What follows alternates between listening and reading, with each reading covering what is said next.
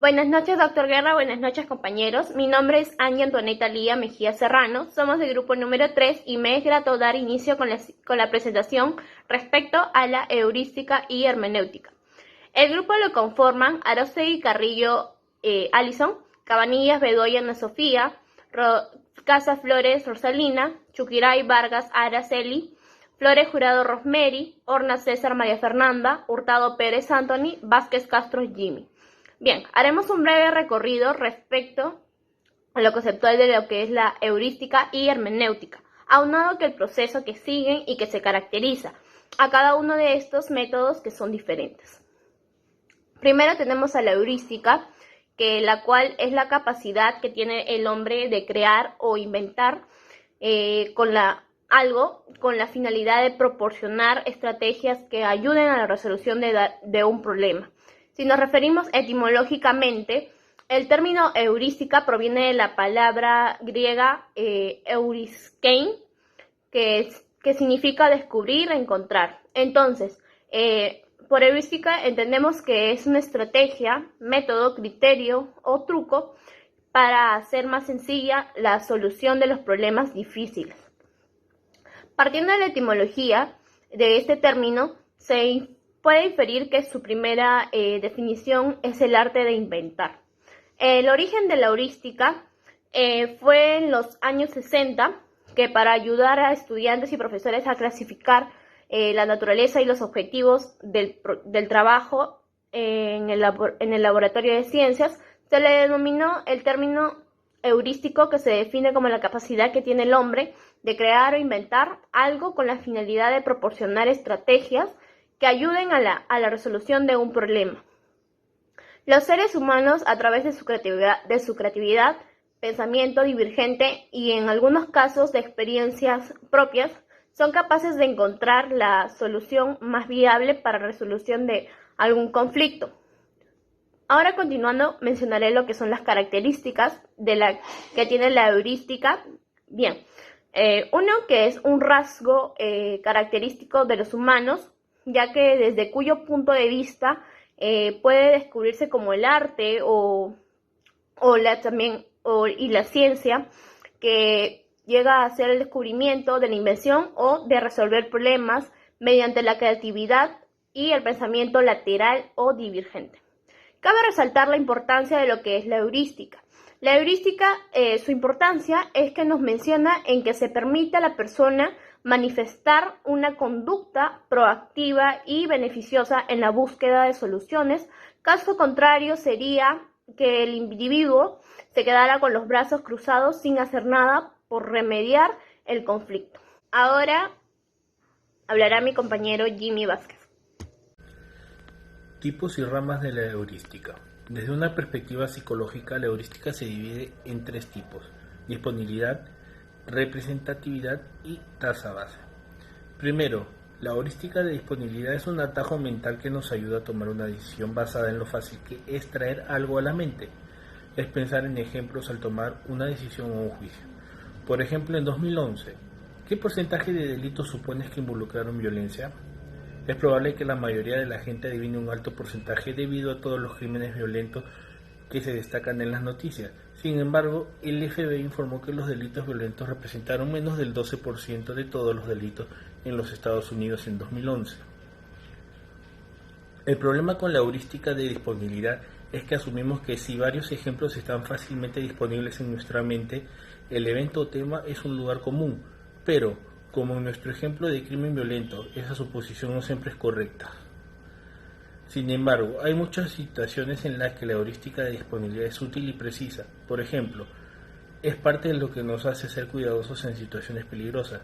Si podemos pensar en una situación similar que terminó mal para otras personas, es más probable que seamos cautelosos y nos protejamos mejor. Otro tipo de heurística es una heurística de representatividad, un atajo mental que nos ayuda a tomar una decisión comparando información con nuestros prototipos mentales. Por ejemplo, si alguien describiera a una mujer mayor como cálida y cariñosa, con un gran amor por los niños, la mayoría de nosotros asumiría que la mujer mayor es una abuela. Ella encaja en nuestra representación mental de una abuela, por lo que automáticamente la clasificamos en esta categoría. Esta heurística, como otras, nos ahorra tiempo y energía. Tomamos una decisión rápida y una suposición sin pensar mucho.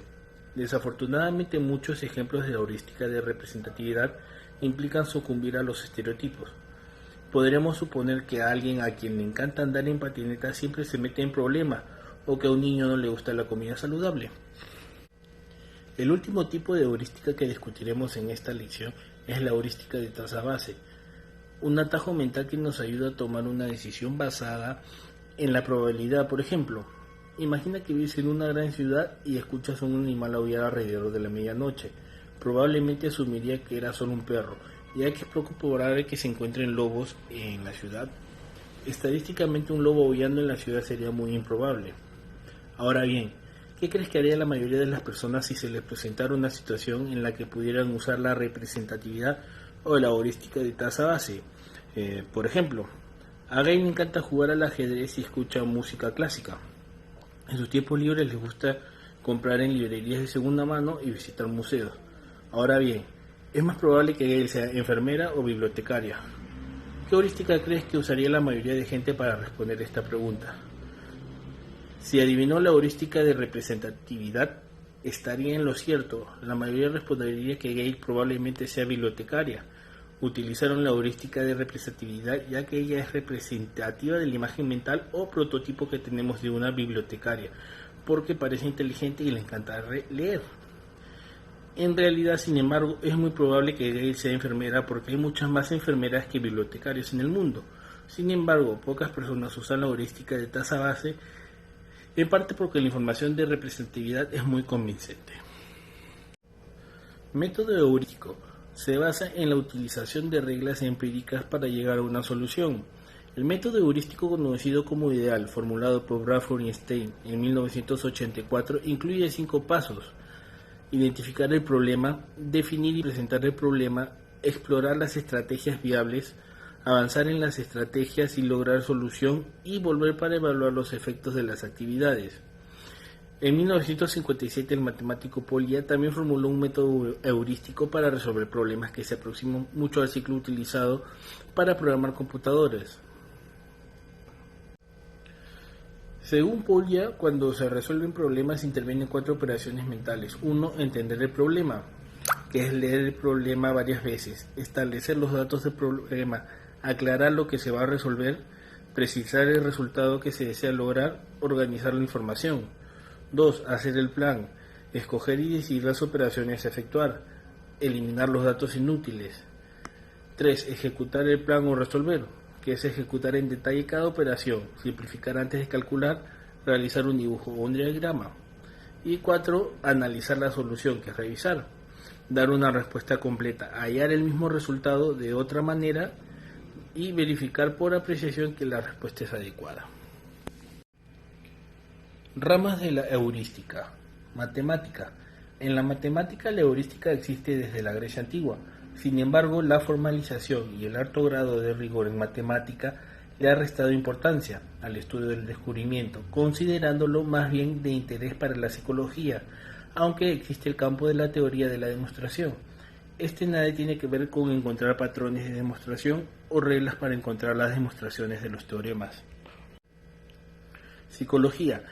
En psicología, la heurística se relaciona con la creatividad y se ha propuesto que sea aquella regla sencilla y eficiente para orientar la toma de decisiones y para explicar en un plano práctico cómo las personas llegan a un juicio o solucionan un problema.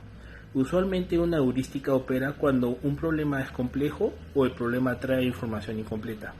En general, una heurística puede considerarse como un atajo a los procesos mentales activos y, por lo tanto, es una medida que ahorra o conserva recursos mentales. Ingeniería. En ingeniería, una heurística es un método basado en la experiencia que puede utilizarse como ayuda para resolver problemas de diseño, desde calcular los recursos necesarios hasta en planear las condiciones de operación de los sistemas. Mediante el uso de la heurística es posible resolver más rápidamente problemas conocidos o similares a otros conocidos. Existen varios métodos heurísticos disponibles para los ingenieros, como por ejemplo el análisis modal de fallos y efectos y los árboles de fallo. En general, en la ingeniería deben considerarse como ayudas o apoyos para hacer estimaciones rápidas y diseños preliminares, pero no como justificaciones finales de un diseño o proyectos u otros. A continuación veremos qué es la hermenéutica, para qué sirve, cuál es su finalidad y qué la diferencia de otros métodos. En primer lugar, el término hermenéutica proviene del griego hermenéuticos, compuesto por hermeneuo, que significa yo descifro, y tecné, que es arte.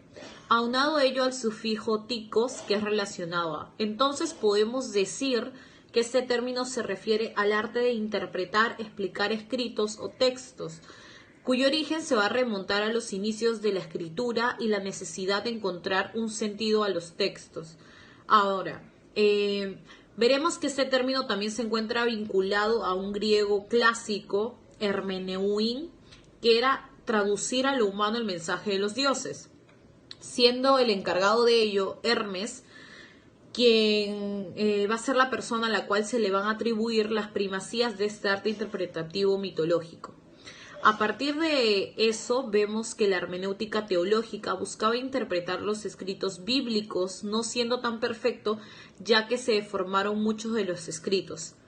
Pasando a la Edad Media vemos a Platón, quien habla de la hermenéutica como una especie de técnica de interpretación de oráculos o de signos divinos, y es Aristóteles quien lo va a llegar a considerar importante y crucial para poder entender lo que son los discursos. En esta época es por esto mismo que se encuentran dos sentidos a la hermenéutica, el literal y el simbólico, ambos de la mano, ya que el literal consistía en el estudio textual y se necesitaba de algo simbólico para la interpretación.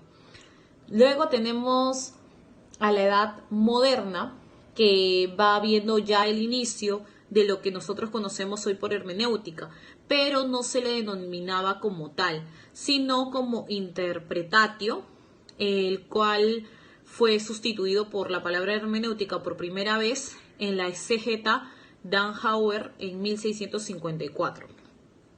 Veremos que se toma como ejemplo este escrito y distintas obras, por ejemplo las alemanas, empiezan a utilizar el término hermenéutica, y es conocido este periodo como hermenéutica romántica. Por último tenemos a la edad contemporánea con Friedrich, que es considerado el padre de la hermenéutica, a pesar de haber hermenéuticas anteriores.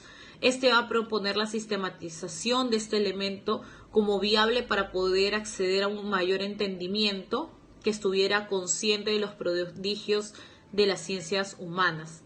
Así, múltiples autores van formando parte de ello, como Wilhelm, que más que nada se basa en la época histórica, más que nada da una interpretación histórica basada en conocimiento previo.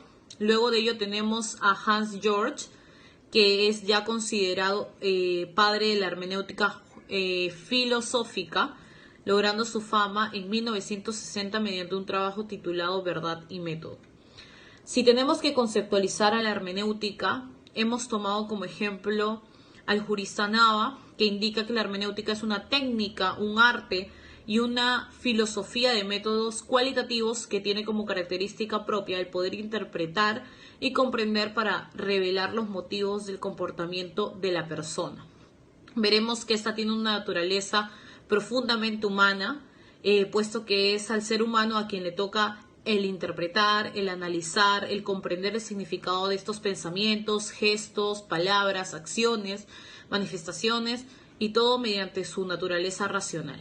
Veremos entonces que a partir de esto tenemos como características principales de la hermenéutica el hecho de que es interpretar un texto más allá de un sentido literal. Nunca se llega a una comprensión final o definitiva de un texto, siempre hay diversas opiniones, interpretaciones. Es por ello que se dice que se va a interpretar y reinterpretar el texto. Para poder descubrir el significado de un texto, también tenemos que tener presente el contexto en que se encuentra la persona quien ha escrito, por ejemplo, algún texto. Veremos también que es empírico, que es cualitativo y más que nada